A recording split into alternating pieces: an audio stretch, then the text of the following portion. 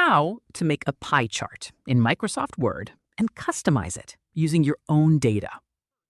First, open your Word document and go to the Insert tab. In the Illustration section, click Chart. In the Insert Chart window, select Pie from the left side. You'll see several pie chart styles, so choose the one you want and click OK. Word will insert the pie chart and open a small spreadsheet. Replace the sample categories and values with your own data. Once you're finished, close the spreadsheet, and your pie chart will update automatically. To customize the chart, you can choose different chart styles and use change colors to customize the appearance. You can also edit the chart title by clicking Chart Title and entering your own title.